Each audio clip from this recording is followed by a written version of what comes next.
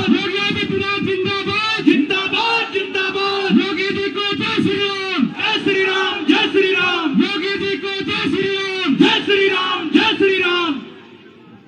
भारत माता की जय, भारत माता की जय, भारत माता की जय। वंदे मातरम, वंदे मातरम, वंदे मातरम।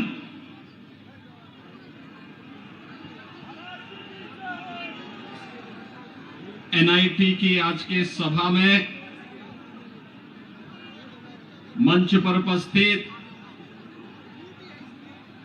फरीदाबाद के लोकप्रिय सांसद और केंद्रीय मंत्री माननीय श्री कृष्णपाल गुर्जर जी, भारतीय जनता पार्टी के जिला के अध्यक्ष श्री राजकुमार बोहरा जी, एनआईटी विधानसभा क्षेत्र से प्रत्याशी श्री सतीश कुमार भागना जी, बल्लभगढ़ से प्रत्याशी श्री मूलचंद शर्मा जी, पृथला से प्रत्याशी श्री टेकचंद शर्मा जी,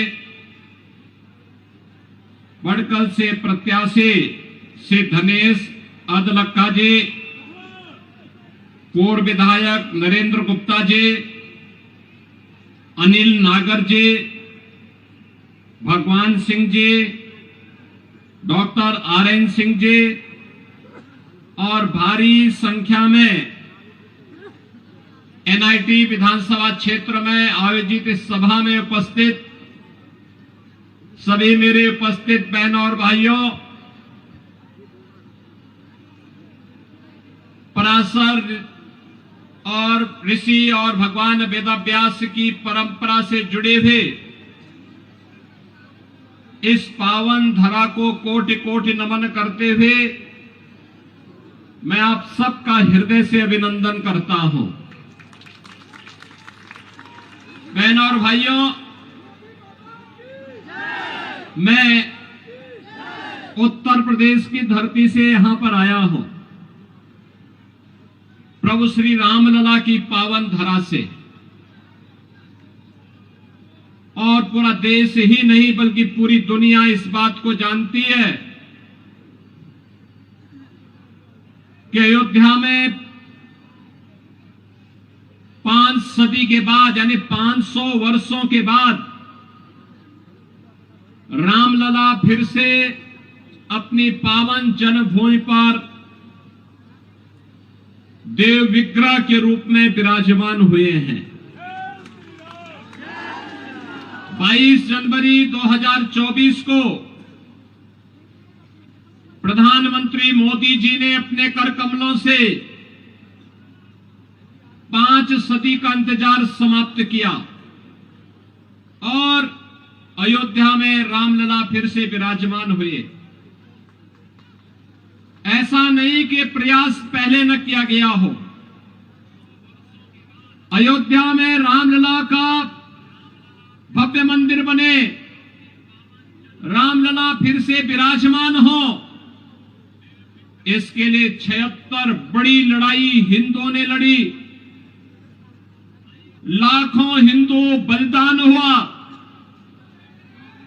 इन बलिदानियों में क्या संत रहे हो, क्या निहंग रहे हो, क्या बैरागी रहे हो, क्या सन्यासी रहे हो, क्या सदग्रस्त रहे हो, चाहे राजे रजवाड़े रहे हो, महिलाएं रहे हो, युवा रहे हो, हर तबके के लोगों ने अपने आप को प्रभु रामलला के चरणों में बलिदान करके उनकी जन्मभूमि की मुक्ति के इस अभियान में बढ़ चढ़ करके भाग लिया था। बहनों और भाइयों, होना यह चाहिए था कि देश जब गुलाम था, विदेशी आक्रांताओं ने जब हमारी आजादी को कैद करके रख दिया था, तब तो माना जा सकता था कि मुगलों का शासन था, अंग्रेजों का शासन था, हिंदुओं के साथ न्याय नहीं हो सकता। लेकिन 1947 में देश की आजादी के बाद अयोध्या में राम मंदिर का निर्माण तत्काल होना चाहिए था।